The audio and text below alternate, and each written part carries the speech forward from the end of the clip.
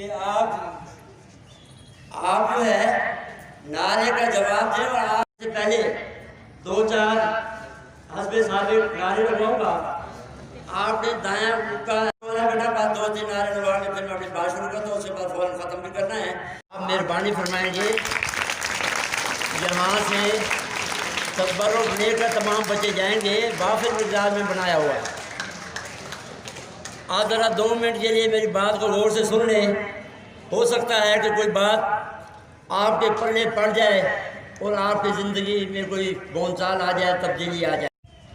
جب بطور تاریخ کے سیرت طیبہ کا مطالعہ کیا جاتا ہے تو یہاں پہنچتے پہنچتے مطالعہ کرنے والے کا جوش مطالعہ، سیرت کی جو ہدایات ہیں وہ آدمی فراموش کر دیتا ہے، اور جوش مطالعہ ٹھنڈا ہونے کی وجہ سے ان کے مطالعہ کرنے کی نوبت ہی نہیں آتی۔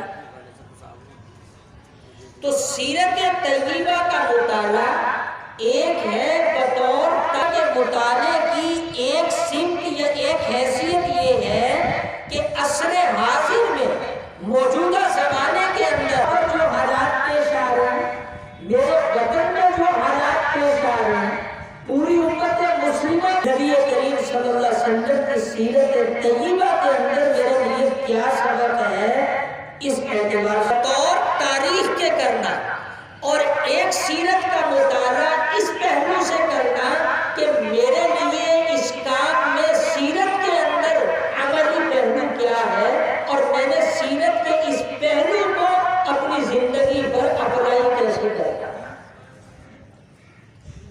اسے کہتے ہیں حکمت عملی۔ عملی کا مطلب یہ ہے کہ جو موقع ہے اس موقع کے اوپر سیرت کے واقعہ کو فٹ کرنا۔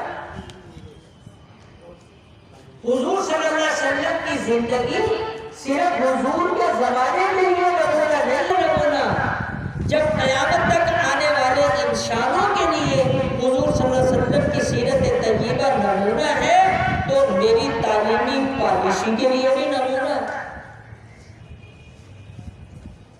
میری سیاسی صورتحال کے لیے بھی نمونہ ہے۔ میں اگر دفتر کا ملازم ہوں تب بھی نمونہ ہے، کیونکہ حضور صلی اللہ علیہ وسلم نے ملازمت بھی کی۔ میں اگر تجارت کے میدان میں ہوں پھر بھی نمونہ ہے، کیونکہ حضور صلی اللہ علیہ وسلم کائنات کے اندر بہترین تاجر بھی ہیں۔ میں اگر بھی کیے تو اس کے اندر بھی نمونہ ہے۔